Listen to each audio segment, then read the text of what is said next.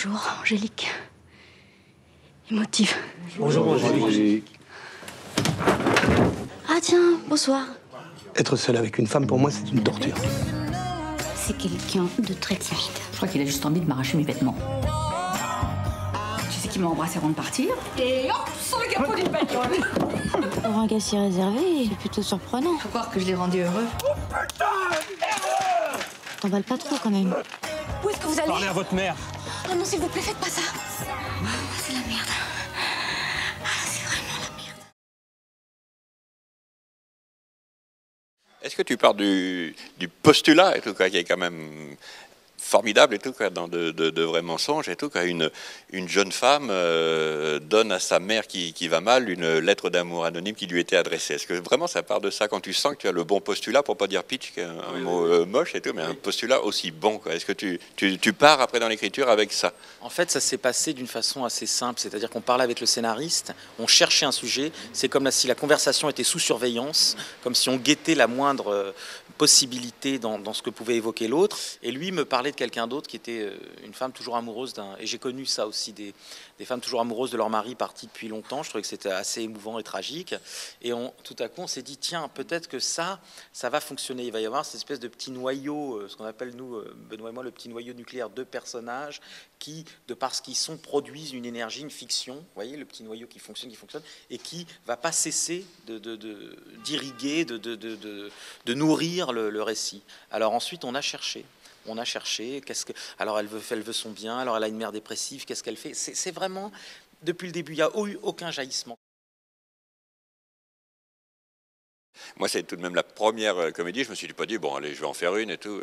Tout le monde me dit, je suis plutôt marrant dans la vie, pourquoi t'en fais jamais et tout ça. Non, c'est quelque chose qui s'est imposé avec le sujet, quoi, parce que connaissant le sujet intimement et tout, l'hyper émotif, et toujours au bord, quoi, du burlesque presque, hein, les situations dans lesquelles on se met pour éviter une situation qui nous fait peur et tout ça, partir par une fenêtre et tout ça, on le fait très sérieusement, mais c'est quand même du burlesque. Hein. J'ai toujours pensé, en effet, les grands comiques sont des grands émotifs, je pense, hein, tous les Keaton, Harry Langdon, la timidité, hein, jusqu'à Tati. C'est qu'on est mal avec son corps, on est mal dans un milieu dont on veut sortir, et en sortant, on va tout casser. Donc pour moi, c'est quelque chose qui était lié au sujet.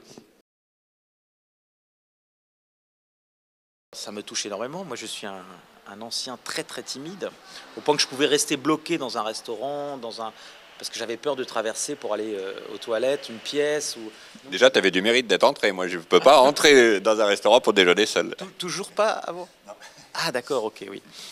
Et d'accord, il est pire que moi. Donc voilà, ça me touchait beaucoup, et j'ai été extrêmement impressionné, si vous voulez, par ça, par le fait qu'il semblerait que des choses choisies avec délicatesse, peu de choses comme ça, des choses précises et fortes, au fond... Mais j'ai découvert et tout, comme c'est difficile. D'abord, comme c'est difficile, c'est comme dans la vie, comme c'est difficile de faire quelque chose, de faire un film léger. C'est comme dans la vie, comme c'est difficile d'être léger, quoi. Et qu'à chaque étape, j'ai senti cette difficulté. Moi, j'aurais été bien incapable d'écrire seul. Hein. J'ai écrit avec Philippe Blasban, quoi, qui est aussi un auteur de théâtre. Et c'est peut-être quelque chose aussi qui nous rejoint, je trouve. Pierre et son scénariste n'ont pas peur, ne fait jamais du théâtre filmé, mais n'ont pas peur aussi du théâtre, des scènes qui se développent, qui sont longues, le plaisir des longues scènes, plaisir qu'on avait chez Lubitsch, chez Billy Wilder, les longues scènes données à manger aux comédiens. Mais donc la difficulté à l'écriture, quand même de la structure, un peu de la mécanique, là, et puis au montage aussi. À quel point ça tient à des petites choses, un équilibre. Là, vous avez vu, moi, mon film est très court, quoi, 1h20. Dans sa première version, il faisait 1h35, et déjà, c'était trop long, quoi. Chaque scène et tout, quoi, qui basculait, donc c'est vraiment très délicat, quoi. Ça me fait plaisir d'entendre ça, parce que je dis tout le temps que la comédie est ingrate. Les gens ne comprennent pas le mal qu'on peut se donner pour susciter, si vous voulez, le rire. C'est parfois à 2-3 images près. Au fond, je me suis dit, la comédie et le suspense sont en particulier cette espèce de rapport physique qu'il y a au spectateur. Quand on est dans une comédie qui nous plaît, il y a un plaisir physique. Le rire, c'est quelque chose c'est physique, hein, on éclate de rire, les muscles, etc. Et la peur, l'angoisse, et ce sont des choses qui se dosent. C'est d'ailleurs empirique. On essaye au montage quelque chose, ça marche pas, et puis ensuite, si la scène précédente est réussie, celle d'après, il va nécessiter très peu de choses pour allumer le feu. Quand j'ai découvert le dernier film de Pierre, j'ai trouvé qu'il y avait vraiment des points communs sur la volonté de créer un petit monde, quoi, hein. Son salon et tout, c'est un peu comme la chocolaterie dans les émotifs, créer un petit monde avec des personnages qui sont un peu comme sur une scène, quoi, hein. Là, il est beaucoup question dans le film de Pierre de regard, hein, sur l'autre, et c'est quand même merveilleux, quoi, cette petite employée qui comprend rien à rien, mais qui essaye de comprendre. C'est vraiment un personnage drôlissime. Donc, j'ai ressenti ça, la même chose, tout de même s'isoler un peu de la réalité et recréer un petit monde, et qui correspond peut-être au plaisir qu'on avait, hein, Pierre et moi, tout cinéphiles quand même. Moi, quand je vois évidemment les Shop Around the Corner, cette jouissance, on entre dans un monde, on pénètre dans un petit monde, hein. Et c'est ça que j'ai essayé de retrouver, que j'aimais chez Lubitsch, chez Billy Wilder, dans le cinéma hollywoodien, et chez Hitchcock. C'est le même sentiment on pénètre dans un monde. Le vérisme, ça ne m'intéresse absolument pas, et j'ai poussé ça loin, hein, là, et j'ai trouvé des similitudes. Moi, j'ai pas osé aller jusqu'à les faire chanter. Je trouve ces passages formidables parce qu'il n'y a pas plus belle façon que de revendiquer la fiction. On ne peut pas faire plus fictionnel que de faire chanter les personnages. Donc ça, j'ai trouvé ça merveilleux. Moi, j'ai fait danser Nathalie, et lui fait chanter Isabelle Carré. J'ai trouvé ça extraordinaire.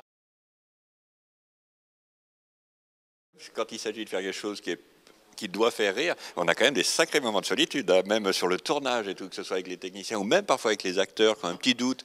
Par exemple, là, sur la chemise à jabot, c'est vrai que Benoît avait un petit doute, hein, quand même, hein, et tout. Il me dit, ah non, tu crois, et tout ça. Enfin bon, si on peut le faire, et tout ça. Et puis après, dans les premières projections où on est 4 ou 5, il y a juste le producteur, personne ne rit. Je peux vous assurer que là, vous avez un gros doute. Il y a une phrase de cible émouvante qui m'est restée et qui m'aide et tout, quoi, dans les situations de panique et tout. C'est Jean Rochefort, hein, je crois qu'il disait ça. Bon, on tue tout le monde et on repart sur des basses scènes. Je me suis toujours répété cette réplique et tout ça, et qui me met un peu à distance quand je suis dans une situation angoissante.